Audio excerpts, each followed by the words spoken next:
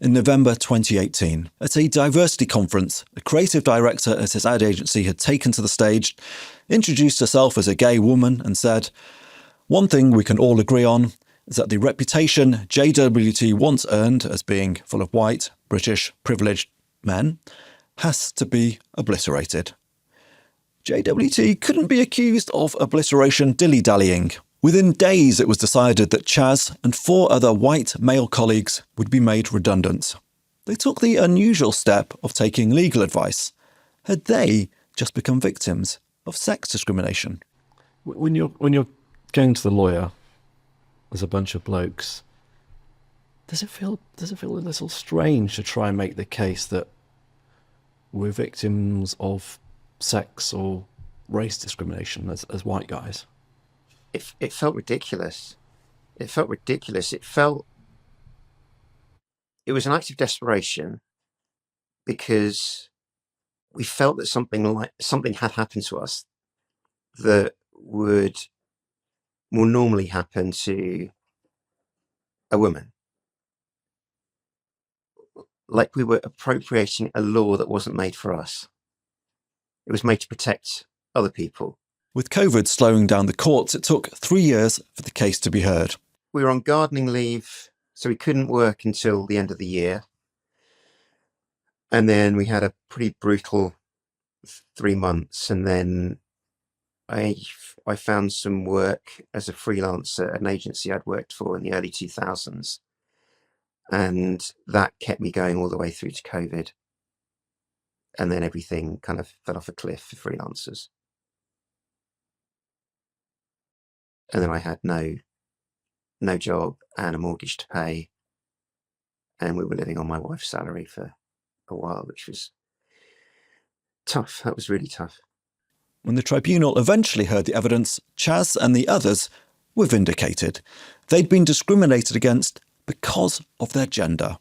Well, the judge, he ruled that we'd lost our jobs because we were men, because there was evidence that a female creative had been earmarked for redundancy, but had been saved by the agency because she was a woman, and they wanted to keep their ratio of women to men high.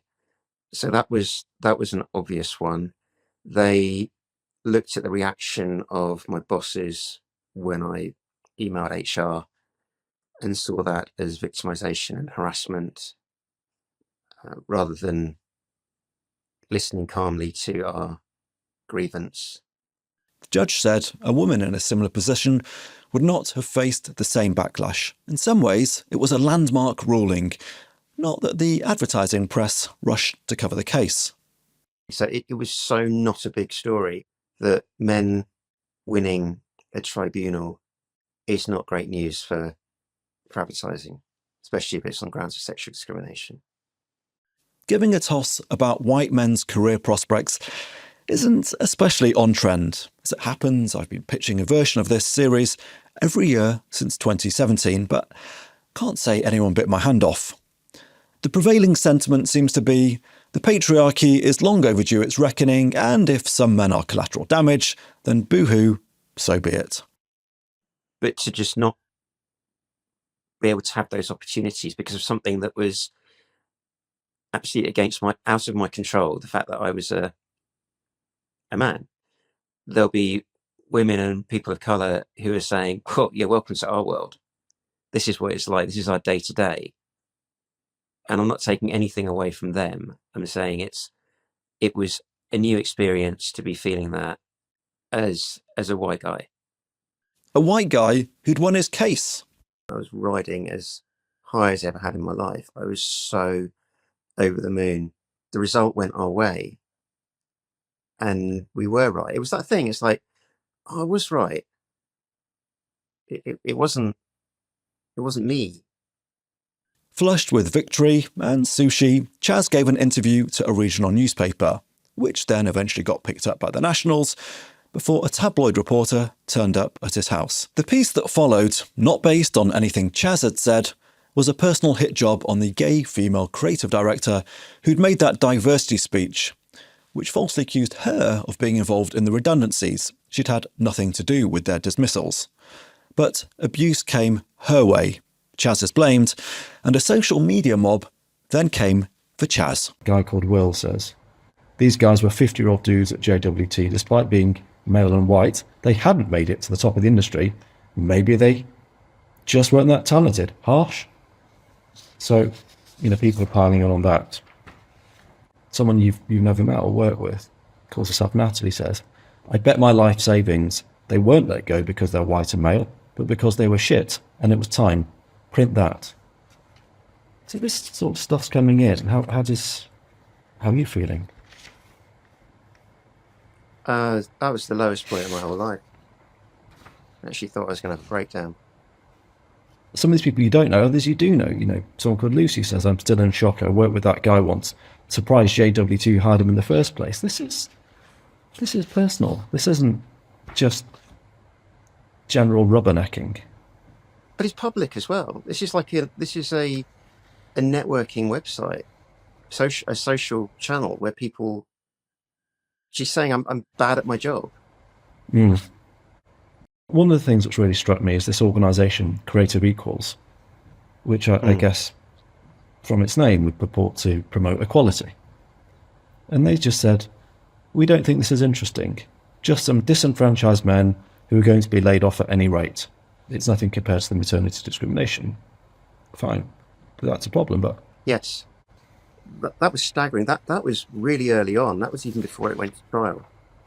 It's just when your anger is your religion, you will say anything or do anything to keep moving forwards. The one that really blew my mind was an email sent to the church that you're a member of. I'm writing to complain about the conduct of your church secretary and congregation member.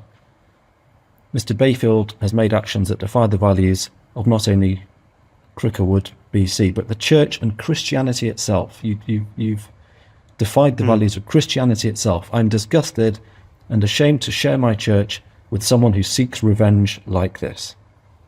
That's mind-blowing. Yeah, it is mind-blowing. They were trying to ruin my chances of work. That's how I interpreted it. They were ruining the church relationship. The sheer spite of writing to his church. Chas has, understandably, moved to a more sedate place on the other side of the world. He still freelances in advertising, but the impact of it all still lingers.